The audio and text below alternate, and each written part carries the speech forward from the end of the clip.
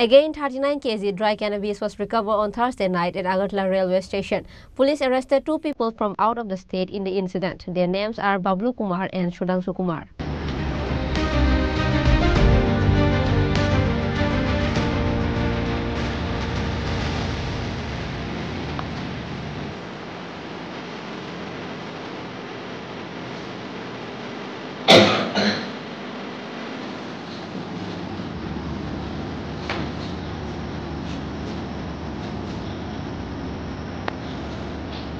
As usual, Agartala GRP police started searching a train on Thursday night that was going out of the state. And on the meantime, GRP police recovered 39 kg of dry cannabis from 2 persons at the train that was going from Agartala to Guwahati.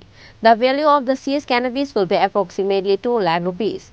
Police arrested 2 people from Bihar in the incident. Agartala GRP Ushi Tapasda said that the names of the arrested are Bablu Kumar and Sudhanshu Kumar.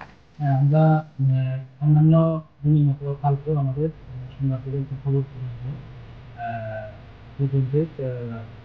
শিশুদের এবং তরুণদের নিয়ে আসছে সুন্দর conference থাকবে বিশেষ করে আমরা এবং আরপিএস নিয়ে আমরা বিভিন্ন যে প্রয়োজনীয় আছে জেলাতে আমরা সবাই থেকে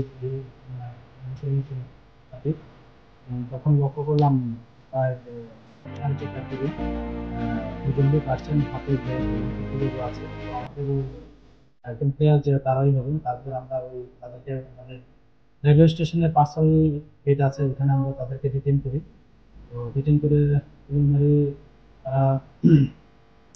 জানতে পারলাম তারা দুজনই বিহারের বাসিন্দা একজন হলো বাবলু কুমার আর একজন হলেন শুভাংশু কুমার এই দুজনই বাড়ি বিহারে তারপর আমরা চেক করে দেখলাম গাঁজা তাদের গ্রাউন্ড ফ্লোরে দেখানো তারপর আমরা ব্যাপারীকে এসে যা হয়েছে আমাদের সিনিয়র জানাই ওনারাও আসেন এটা আসতে কিছু আমাদের তখন ইলেকট্রিফিকেশনে মাধ্যমিক দেরি এবং জায়গাগুলো টোটাল কোয়ান্টিটি হচ্ছে 39 পিস যার বাজার মূল্য এখন প্রায় 5,000 করে হলে হয় প্রায় 1,95,000 মতো তারাও যদি একটা সুন্দর একটা